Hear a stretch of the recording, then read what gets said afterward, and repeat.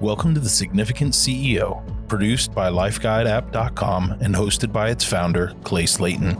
Here, we talk to leaders about the impact they have on friends, family, coworkers, and discuss the insights, strategies, and tactics that create lives of satisfaction and leave a significant legacy.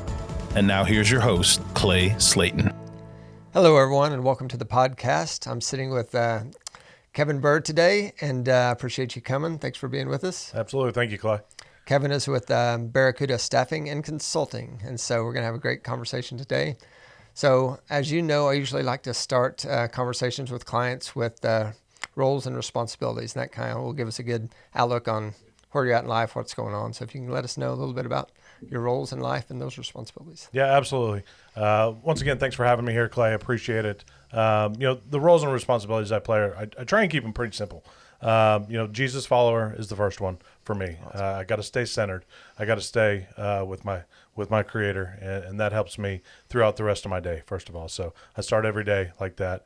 Next thing is I'm a husband, and I've been married for 21 years to my wonderful wife, Sandy. And then I'm a father, and so I've got two kids. And they're amazing, and we spend a lot of family time. In fact, we get up every single morning together about 4:30, and we go to the gym together. Oh, wow. And so just by spending that time together really does, just tells me who I am and what I'm doing. Shortly after that, I always spend time with the Lord in the Bible. I've got a couple really close friends of mine who I do a leadership and Bible study with every single day. And then I move into my business life. It's what you do to take care of the things that matter most, right? Yeah. So my business life is kind of all over the place a little bit. I've got several different roles because I have several different companies for which I own. Barracuda Staffing and Consulting is probably the most well-known one. I've got a few others for which I play side roles. Some of them just the finance guy. I put some money in. Got people that are running it, doing fantastic jobs, things like that. And then as a consultant myself, I play a lot of roles for a lot of different businesses. So business owner, I've been a coach before in athletics, not currently coaching right now, but consulting is kind of what I do a lot. I'm a board member. I serve on several different boards. Tulsa Christmas Parade and Soldier's Wish are two of my main ones that I serve on.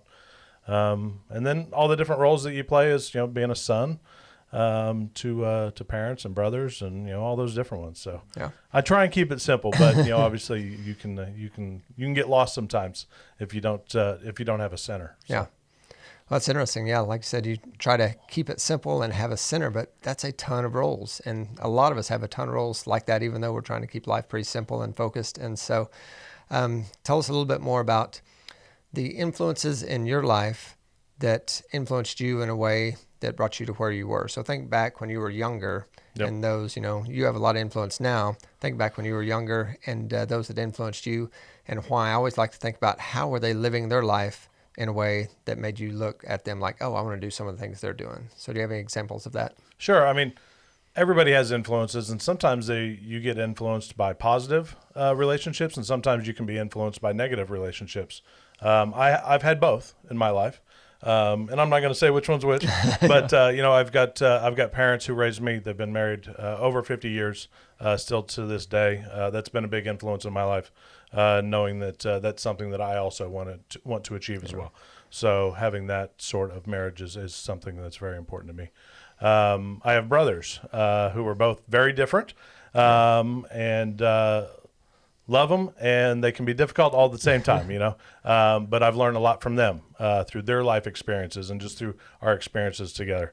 I've had friends that are friends today and then were friends of yesterday that I've learned a lot from.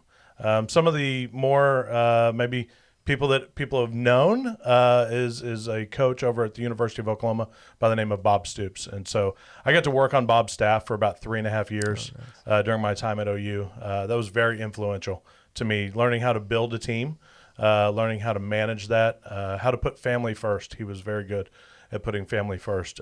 He was faith-led. He wasn't faith forward, and what I mean by that, he didn't make it very well known that faith was important to him, but you could tell that he was faith led, and so that was interesting. The current coach, Brent Venables, was a guy that I spent a lot of time around. Have a ton of respect for him, and a lot of the other coaches over there. Honestly, I got to see just how they were leading young men when I was a young man myself. I'm no longer considered a young man. I'm actually I'm doing all right. I'm not too bad. But those are some of the past influences I have. Some of the more present influences. Honestly, you kind of know about people when you know the circle of people that they hang out with. Right. And so I have some really close friends today. As a business owner, you kind of grow into this business owner friendship where most of your friends are also business owners. So I consider you a good friend, obviously, Clay, since being a business owner, you and I have bounced off ideas off each other many times. Sean Copeland, very, very strong Christian man that leads strong businesses. I ask him for a center of influence. I hear about how he does it and what he does, and that's a good center of influence for me as well. Mark Tedford, Josh McFarland, Travis Hogan. These are all guys that I spend a lot of time around, and they all have different attributes. We're all good at different things, and so I think you can learn from different people and learn from what they do really well, and ask them and just be a fly on the wall sometimes. Just sit and be a sponge. And then I have a bunch of clients. Quite honestly, my clients they learn from me, but I also learn from them.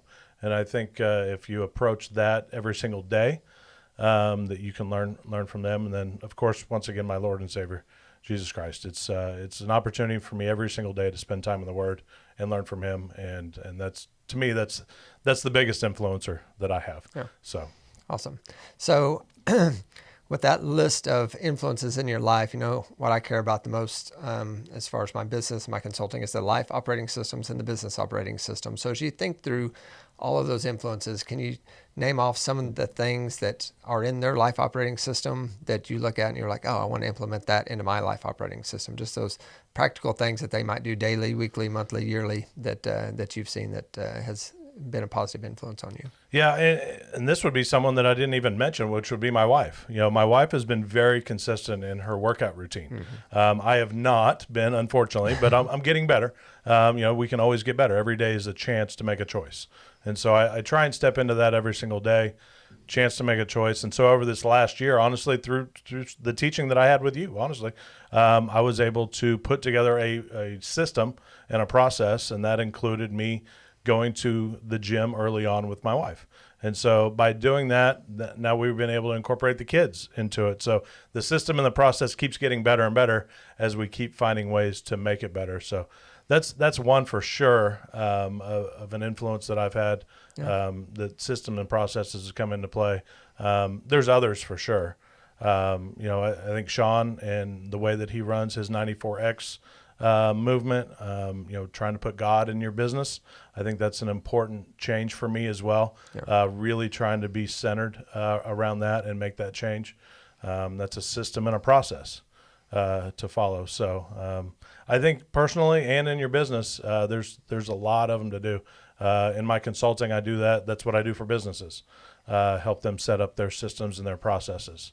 So you and I are kind of from the same world. Yeah. In that sense, and I think we go about it the same way. I learned a ton from you, and hopefully maybe during the time that we spent together, you may have picked up a thing or two from me, but I know for sure that I learned from you during that time. I appreciate it. So as far as you're consulting on the business side, let's talk a little bit about some of the major points or some of the things you see over and over again with businesses that they need to implement as far as systems in their business. Yeah, the biggest one is, well, there's two of them really. Accountability. Yeah. Is the first one that people miss on, and I've missed on it myself in my own business. So this is not me being perfect. Trust me, there's no perfection in me whatsoever. But accountability is definitely one. Knowing what people are responsible for doing in your business is really important, and then holding them accountable for doing what they've agreed to do. So that's a big part of it, and then communication is the other. I have not found a business yet that does not have some sort of communication issue. Yeah. And if you don't have one now, you'll have one tomorrow. And if you don't have one tomorrow, you've had one in the past. It's just something that always keeps reoccurring. So when you're doing that, you really have to pay attention and understand that culture and communication and accountability is something that you never actually ever fully achieve. Yeah. It is something you have to continuously work on and pay attention to. That's a mistake that I've made in my own businesses before, thinking, oh, I've made it. I finally got there. This is good. And then you kind of put on cruise control. Yeah. And cruise control does one thing. It only means that you're going to go down. Right. It's never going to get better. So that's one thing that I've had to learn and deal with, and it's been really helpful. I know my clients appreciate the fact that that's what we do for them when we come in and help them. But it's always a problem in every company that we see. So what are some of the practical things that you help businesses do to increase accountability across the team? Well, kind of what, like I said, you and I do a lot of parallel things. And one of the things that we do on the business side of things is that we hold meetings. First of all, you got to communicate. You got to talk with one another. You got to have a process, and you got to have a system, and you got to have something that you can follow. And so being able to be consistent, I think I heard that word from you more than anything else was, hey, we're just looking for consistency here. And so if we could be consistent in how we go about communicating with each other, a process for how we go about having a meeting, that's another issue back, to go back on the issues is most businesses run very bad meetings because they don't have it planned. It's like, hey, the CEO is going to stand up and talk about all this stuff that either is not going well or whatever, things that they want to change, but they walk out of there. There's no accountability. There's nobody that said, hey, I'm going to get that done by a certain date. There's no way that they've documented it. Yeah. I've noticed in all your systems and processes, there's a documentation to it. Right. I receive something as a client from you every single week that we meet. Hey, this is what we talked about. This is what we agreed to. Right. Next week, I'm going to ask you about these things. Right. So we do the same thing with businesses as well. We hold them accountable for what they say they're going to do, whether it be a short-term goal or a long-term vision goal, things of that nature. That's what we do. We're kind of there to play the middleman, but hold them accountable at the same time. Yeah. Actually, I just had that conversation with a client this morning about meetings, and a lot of times the CEO is the last person you want running the meeting. There's people that are much better at running the meeting than the CEO, and I know that's true in my company. And so to find the right person that can click through a meeting and keep it on track and keep with the agenda is so beneficial. I run meetings for my clients, but when it comes to my own companies, I don't run the meeting. Right. Because that's true. Because CEOs, I don't sit in the CEO role when I'm doing this for businesses. But in my own business, I am the CEO. So I actually need to step aside. Because what CEOs a lot of times don't realize is their voice is very loud. And whether or not it's like truly loud or not, what they say, people like take to heart. And so if they're the one that's running the meeting and saying things first, generally I tell CEOs, be the last one in the room to say something. Yeah. I know that's hard sometimes, but be the last one in the room, because as soon as you say something, you might have derailed half the people in the room with an idea that they wanted to bring to the table. But if it's against what the CEO is already thinking or saying, sometimes they're afraid to bring that. And so you're not getting your best work out of your team by being the first one to speak. Yeah. So I have that issue. Sometimes I have to stick a sock in my own mouth, right? Just try and be quiet myself. But it's really been something that when I've worked hard on it and been good at it, it's been really successful. Yeah. Yeah, same. It's a lesson I've learned as the leader, the CEO, because I'm more soft-spoken. But like you said, it doesn't have anything to do with how you speak. It's just if you speak first, then it kind of leads the team that way, and you could miss some great opinions and some great thoughts and experiences that people are afraid to address. So with that in mind, what are some of the other challenges that you've learned lessons from as you've grown in leadership? And it could be leading, teams or family or business. Yeah. How much time do we have here, Clyde? Because, challenges come up every single day. I met with a team today, and they had 17 issues on their list. And that's a lot. And so you have to prioritize. And you have to say, what is it that we can fix? And what is it the most important? Generally, people tend to want to only fix the easy stuff. Yeah. But the easy stuff doesn't necessarily, you're usually not at a root of an issue or a root of a problem by fixing the easy stuff. I say, well, you might have fixed something, but that's all that you really fixed. If you're going to pull a weed, you don't pull just the top off. You have to actually get down, find the root, and pull the root. Otherwise, guess what's going to show back up again? Yeah. That same issue, that same problem. So we tell people all the time, like, hey, listen, what is it that the issue is? What is the problem? And then we start asking more questions.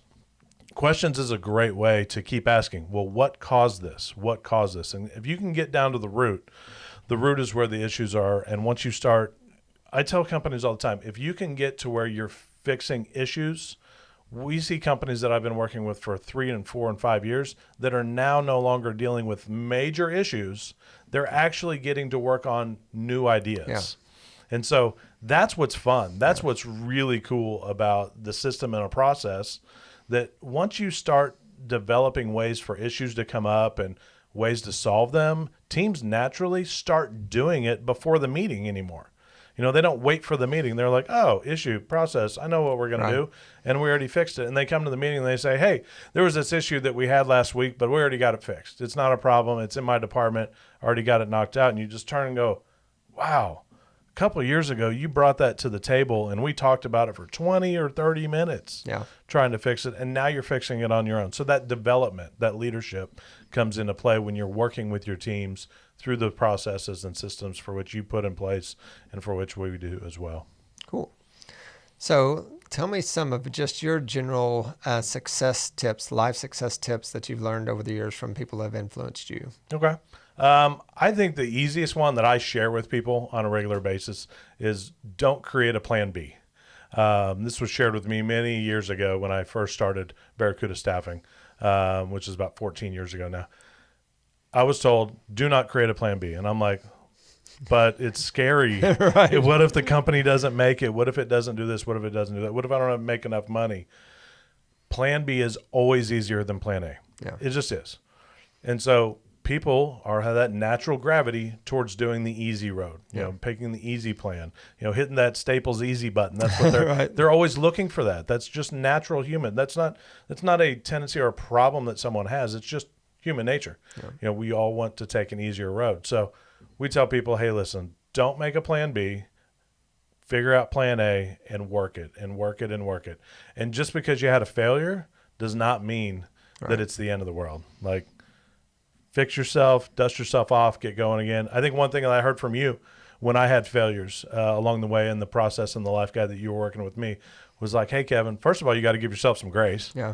Like, don't beat yourself up too much. But now let's go back to the drawing board and figure out, where did we go wrong? Yeah. What caused it? What was the root? And so I think sometimes just having that plan in place and knowing a process, you and I are pretty process driven from that perspective. We're going to point to that. Just having that, and then surrounding yourself with people that, quite honestly, are strong enough individuals to say, hey, listen, this may not be the right way. Right. What do you think, and question you, and not be one of those people that gets offended when someone questions you.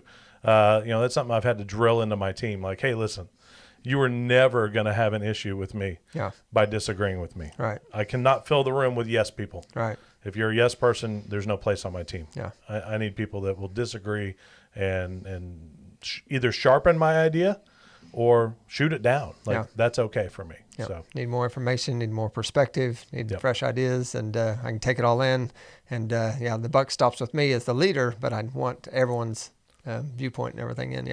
That plan A, plan B, that really hits home. I've counseled people based on my experience and failures and mistakes on, we make a plan and we're going forward in that plan. And every time there's a roadblock or something, people are like, oh, that must not have been the plan. Maybe I made a mistake. And it's like, no, there's going to be pivots, and you could change a little bit here and there, but it's getting over those barricades, and keep moving and making pivots into the plan. But keep moving, and there's always going to be those either kind of reactively there's a problem, or like you said, when you get to that fun place of new ideas and new products and new services, new things, there's challenges with all of that and figuring things out. And so there's going to be always those roadblocks to get over, but just keep moving on that plan A. Yeah, great perspective. I mean, that's exactly what it is.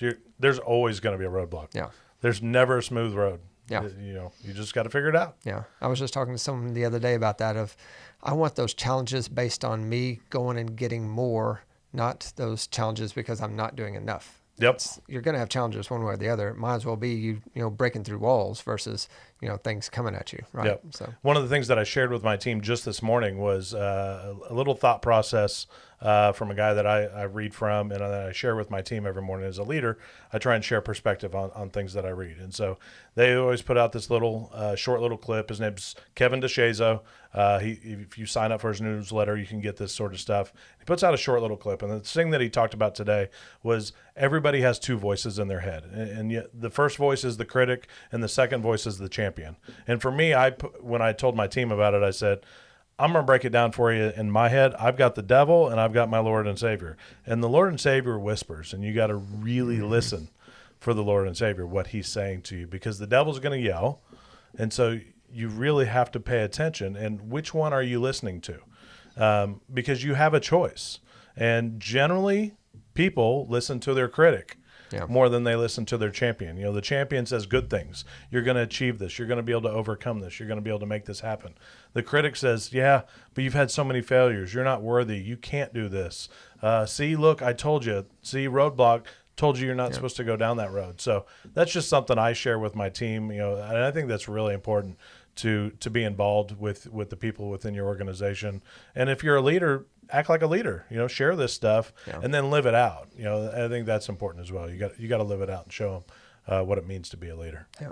So based on that, tell me a little bit about legacy. I know you and I have talked in the past about, so I know legacy is important to you. A lot of people at your age and stage aren't thinking about legacy as much. They're in the middle of it. They're in the trenches and they're working and fighting and working towards success in family and in business, but legacy hadn't hit their radar quite as much. But I know it has with you. So let's talk about that a little bit. What you think about legacy and where you're going with that. When we got to this stage in your consulting that you were doing for me, it really pushed me. I'll just be honest, because I had not ever thought about it. You were exactly right. Like, what do you mean legacy? Like, I'm going to try and leave some money for my kids. Like, is that what you're talking about here? And you really pushed me to think deeper as to what it is, what kind of influence and what kind of ideas do you want to be able to put out there into the world that go past your natural born life. And so for me, it really took me a while. I had a lot of conversations with my wife about this one. We're still having conversations about it, honestly, because it's really a great question. What is it that you want to do that does that? Originally, I think my first answer to you was like, I want to have 1,000 people at my funeral. Like, that's what I want to impact. I want to impact that many people. And you were like, okay, what are you going to do to impact that many people? What is it that you will have done to impact that very many people? And how deep of a relationship do you think you'll have with 1,000 people? And that hit me again. I was like, Clay, quit asking all the hard questions. But you're exactly right. And so it really kind of made me think maybe I just want 100. Like, it's that, inch wide, mile deep type stuff. Which one do you want? How deep do you want to go? How strong do you want those relationships to be? So it is something I'm still working through. I'm still thinking about that legacy and what that looks like. Obviously, I want it to be centered around God for me. I want people to be like, that guy did it right. He followed God. We know where he's at. There's not a question where he's at or where he's going. And that, that I will able to have passed that on to as many people as possible. I think that's really our calling here on earth, to do so anyways. And with the new 94X movement that's kind of growing and building, here in Tulsa, and is going to go worldwide, I firmly believe that. I really think that the best way to do it is through our businesses. And so learning that and living it out, and, I fail daily about it, just to be honest with you. But I'm getting better. And so one guy said, hey, as long as you keep trying, you're going to keep getting better. So that's kind of what I'm looking to do, leave a legacy of that sort of stuff, try and help as many businesses as I possibly can along the way, and just individuals as well. Legacy means something different to me when I talk about my family. Yeah. I want my wife to know that I always loved her. And that she was the only one, and then my kids, and that obviously I want to leave a legacy for them as they continue to get older, and that they make wise decisions, and that they follow God and do the right things. So that's kind of what I'm really looking to do. Those are my main points. Awesome. Anyways. So speaking of your kids, if you think back to your 20-something self before you got into business, what advice would you give your 20-something self, Kevin, before he got into business? I don't know that I'm supposed to talk about what I was doing at 20. Can we go with 30, Clay? Yeah. I think 20 might be no. Just don't give up. The 20-something Kevin was quick to make decisions on people and maybe even quit or change courses. Kind of what we were talking to. Like, if I hit a roadblock, I looked at it as, well, I just wasn't supposed to be doing that, instead of questioning why that roadblock is there. Can I get around that roadblock? Is it possible? Should I be? Just asking a lot more questions. Don't. And then the other thing is, have some humility, but also be prideful. And I think you can do both. I think you can be prideful about who you are, but also have some humility about knowing the fact that I don't know everything. And at 20, I thought I knew everything. And today I know for sure that I have a lot to learn, and just trying to continue. At 20, I'll be honest with you, I was a college student. I didn't read very much. So I think had I learned back then, hey, listen, if you'll start learning and reading, I think you'll be a lot farther off in life if you were to do that. Awesome. So what's next for Mr. Kevin Burr? I'm always doing something. Yeah, I do know that. I actually just filed paperwork 2 weeks ago to start a new business. Awesome. So I'm really excited about this venture. I started. So I've been doing personality assessments as part of my regular business life for a long time now. I think about 8 years or so. I've been doing these, going in, and it's part of the consulting that we do. We think we have to know ourselves so that we can know our team, so that we can love our team, so that we can trust our team. And those are all things that come out of an assessment. You know yourself so you can know your team. And so I've been doing these personality assessments for a long time for businesses and seen them all grow and love it. And we continue to have companies call me and say, hey, I need another assessment. I'm getting ready to either hire someone, or, hey, I just brought someone onto my leadership team, or just a lot of different scenarios where an assessment is necessary. I've done it for husbands and wives. Nice. I've done it on my own kids, honestly, and that was really insightful to realize. I knew that I had 2 kids that were different, but until you realize on paper how different they really were, and that they required different parents. Yeah.